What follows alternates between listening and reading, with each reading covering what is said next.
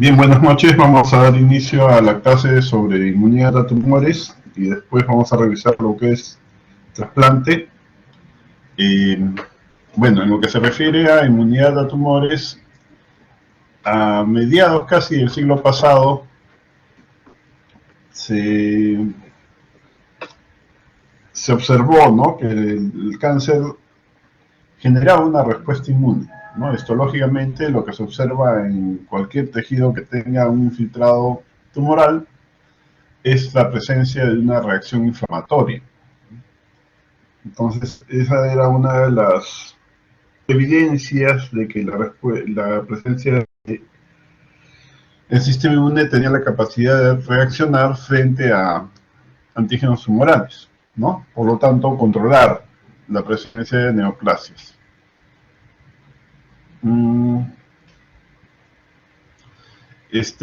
Bueno, a raíz de esto se propuso que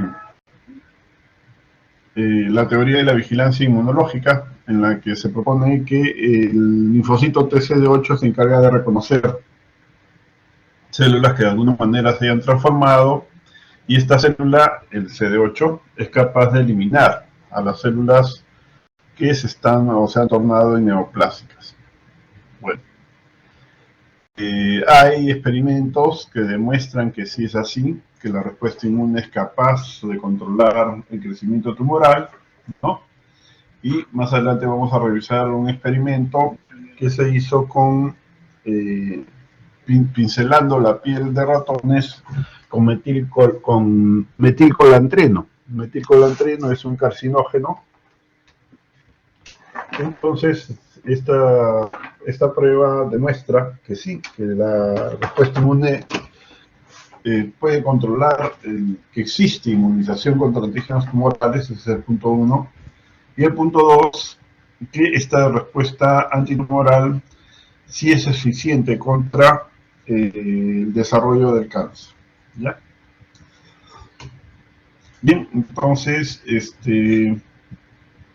como les comentaba, a mediados del siglo pasado se propusieron las teorías que indicaban que el sistema inmune era capaz de reconocer y eliminar células tumorales, ¿no? Y en los años 50, en 1950, Bernet y Thomas propone la teoría de la o la hipótesis de la vigilancia inmunológica.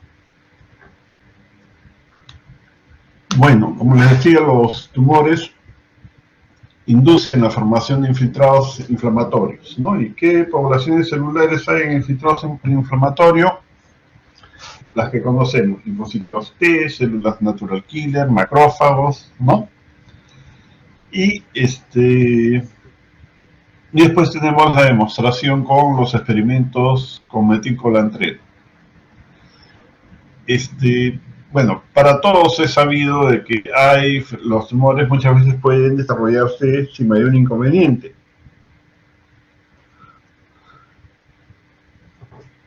Y una de las razones por las que sucede esto es que las células tumorales comparten antígenos, o su expresión molecular es compartida con el tejido normal, por lo que se tornan en tejidos poco inmunogénicos, ¿ya? Los que generan una mejor respuesta inmune son aquellos que son inducidos por virus o por químicos, porque las diferencias son más notorias, ¿no? Entonces es más fácil activar células inmunes, ¿ya?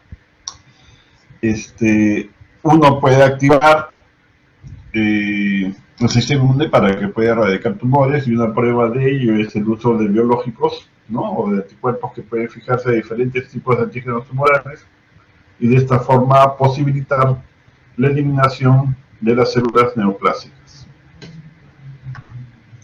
Bien, acá tenemos la histología, ¿no?, un cáncer de mama.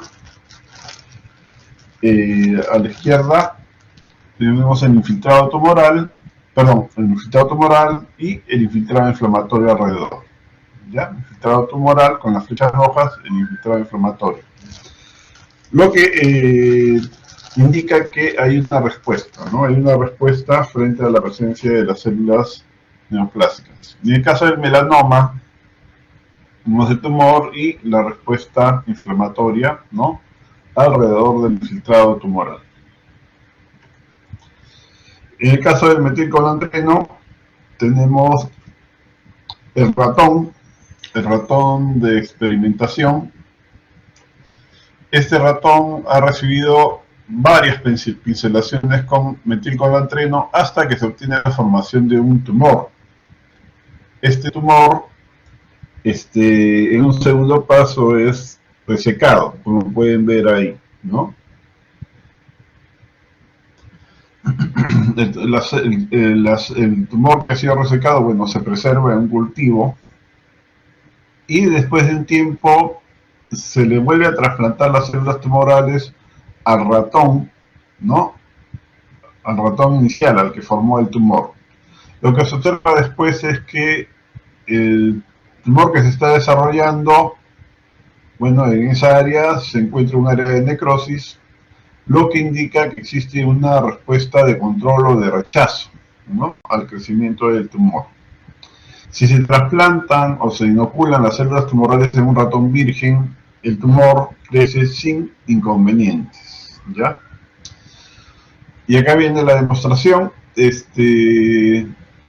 Lo que se hace en un tercer paso es cosechar linfocitos, ¿no?, del ratón donde se ha desarrollado el tumor en primer lugar, y estos linfocitos son transfundidos al ratón virgen, ¿no? Y al cabo de un tiempo se observa un área de necrosis en el sitio donde estaba ubicado el tumor, lo que nos dice que sí, que la respuesta inmune es capaz de controlar y eliminar células tumorales. Entonces, volviendo con los antígenos tumorales son de dos tipos: aquellos que son específicos del tumor y que no son expresados por otras células, por las células de otros tejidos, ¿no? Esos antígenos son los tumores específicos, ¿ya? Y hay otro grupo de antígenos que los expresan los tumores, pero también lo expresan las células normales, ¿no? Esos son los antígenos asociados al tumor. Lo que pasa con los antígenos asociados al tumor es que, si bien se expresan normalmente en el organismo, la forma como se presentan, ¿no?, la forma como se presentan va a tener cambios, ¿no?, porque muchas veces se expresan de una manera exageradamente alta, y la presencia exagerada de esas moléculas es un indicativo, ¿no?, de la posible presencia de alguna neoplasia. Por ejemplo, en el caso de la fosfatasa alcalina, bueno, los valores normales no llegan a 200 unidades en el adulto, pero en el caso, por ejemplo, de mieloma múltiple, como hay un proceso destructivo del hueso, la fosfatasa alcalina puede encontrarse muy elevada, ¿no?, en niveles que alcanzan los miles de unidades. Entonces ahí la fosfatasa alcalina se comporta como un marcador tumoral, porque nos da un indicio de la existencia del tumor, ¿ya? Los antígenos tumorales también van a ser reconocidos, o sea, las secuencias antigénicas de los antígenos tumorales pueden ser reconocidos por linfocitos T citotóxicos, ¿ya? Ahora, para identificar contra qué antígeno tumoral se dirige la respuesta, eso depende de, bueno, eso se consigue a través de la elaboración de las que llaman librerías de antígeno tumorales, ¿ya? Estas librerías, más o menos, a grosso modo, se obtienen así. Tenemos en el paciente un cáncer de melanoma, ¿no? Entonces, en primer lugar, lo que se hace es obtener células tumorales y linfocitos que están en el lugar donde está el tumor.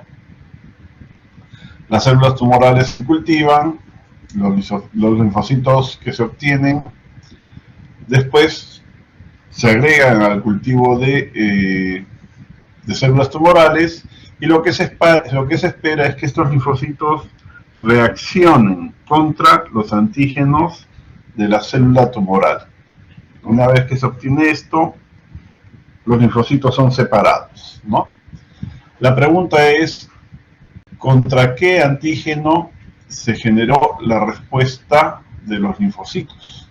Entonces, para hacer eso, para responder eso, lo que se hace es, se hacen secuencias, ¿no?, de DNA que son incorporadas en células. Cada secuencia de DNA tiene la secuencia de algún antígeno tumoral. Entonces tenemos 1, 2 y 3 secuencias.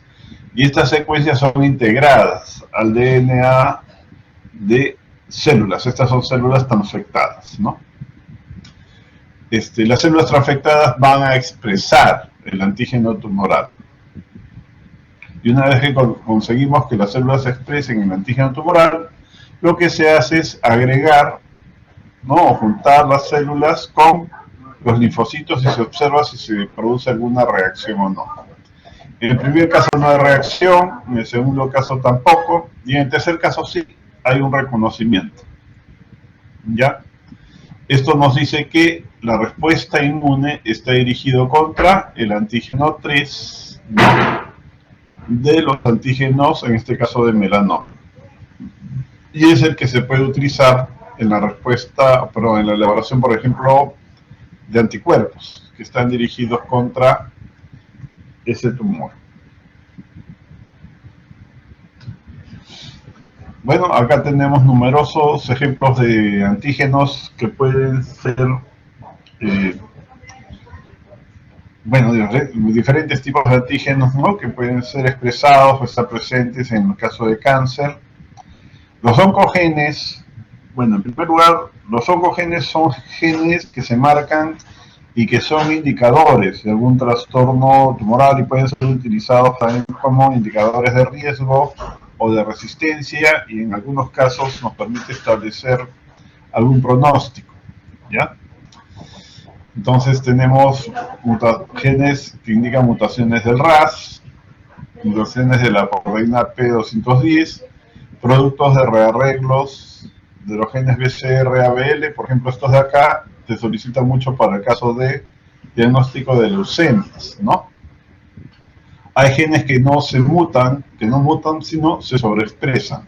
Caso de esta molécula, el ER2-Neu, que se observa en cáncer de mama principalmente, ¿ya?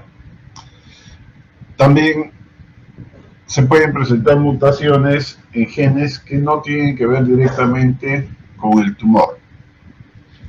Y esas moléculas van a ser reconocidas por los linfocitos T citotóxicos. También hay genes silentes que después se expresan en el cáncer, ¿no? Hay proteínas normales que se sobreexpresan en tumores, como el ejemplo que les ponía hace un rato de la fosfatasa alcalina. Acá tenemos A4, ¿no? Productos de virus oncógenos, bueno, el virus de hepatitis B, el virus de Epstein-Barr para el caso del linfoma de Burkitt o carcinoma nasofaringeo, el papilomavirus, ¿no?, para cáncer de cuello uterino, en fin. Antígenos oncoafectables tenemos dos, el antígeno carcinoma embrionario y la alfa-fetoproteína. La alfa-fetoproteína en cáncer se asocia bastante con hepatocarcinoma, ¿no? Casi es el único tumor que da lugar a la aparición de este marcador tumoral. También hay glicoproteínas y glicolípidos que se ven en melanomas, ¿ya? Bueno. Ya, en la respuesta inmune, entonces, la respuesta citotóxica es la que va a llevar la posta, ¿no? Va a tener el comando del control. Y en la inmunidad innata es la natural killer la encargada de eliminar a las células tumorales. Y lo va a hacer, como sabemos, valiéndose de dos tipos de receptores: los receptores inhibidores, ¿no?, y los receptores de activación. Hay células tumorales que no expresan moléculas HLA clase 1 o lo expresan muy poco, ¿ya? En esa situación, la natural killer no va a poder interactuar a través de los receptores inhibidores con las células neoplásicas y por lo tanto va a iniciar la eliminación de la célula blanco. Lo otro es que pueda reconocerse algún antígeno tumoral. Ahí tenemos tres, el MK, MIB y la ULB, que los vimos para inmunidad contra virus, ¿no? Y en este caso estos se van a asociar al receptor activador NKG2D, ¿no?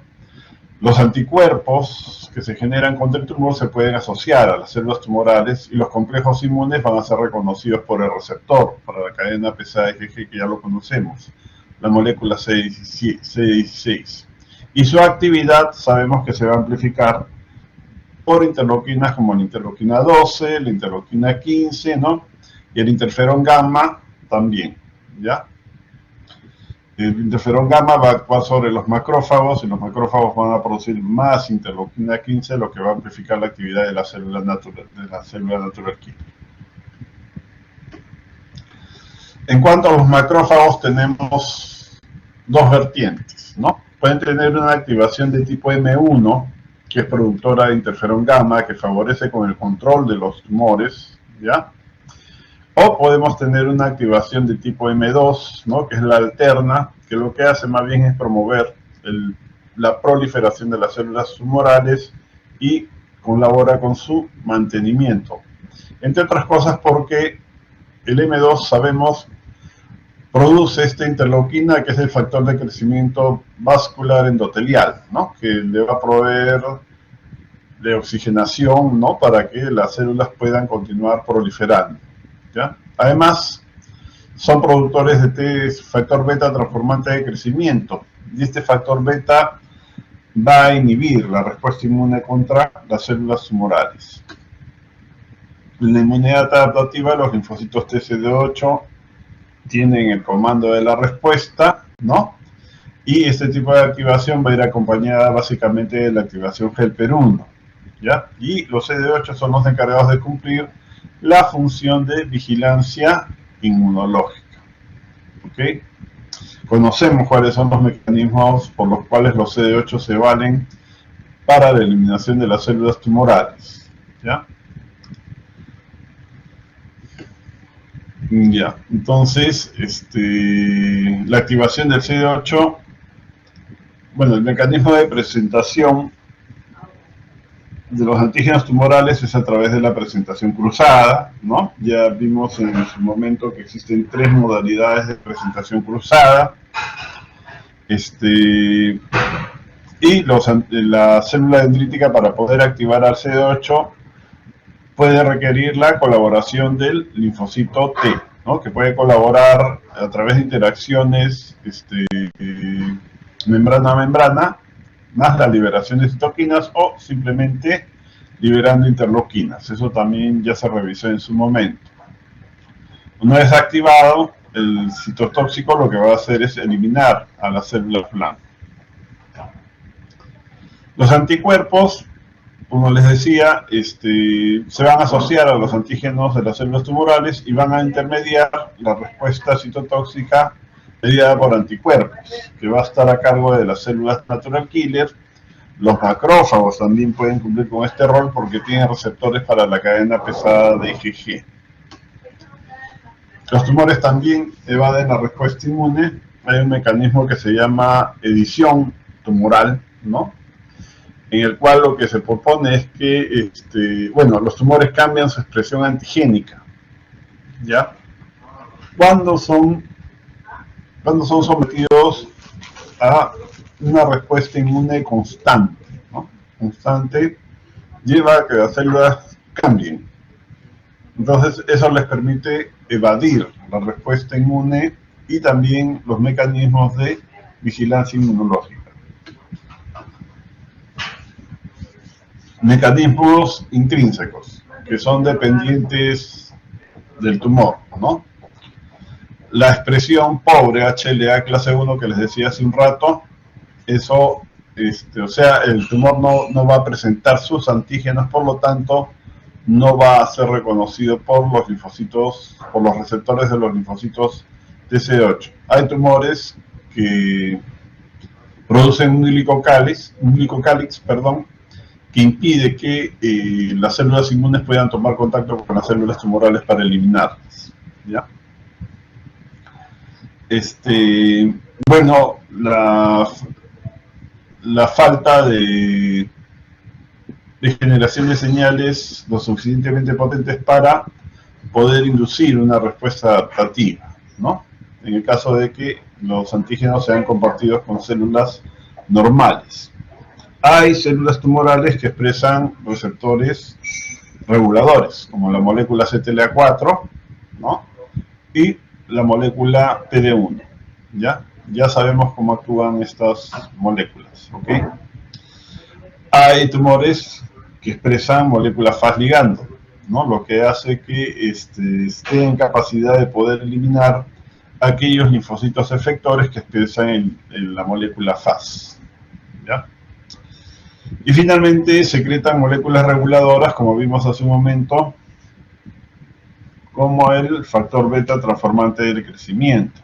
Entonces, mecanismos de evasión de los tumores que cambian su expresión antigénica, ¿no? Evaden el reconocimiento por parte del linfocito T, que no expresen moléculas HLA, por lo tanto no presentan antígenos y también van a evadir la respuesta inmune, y que, por ejemplo, secreten moléculas reguladoras como el factor beta transformante de crecimiento.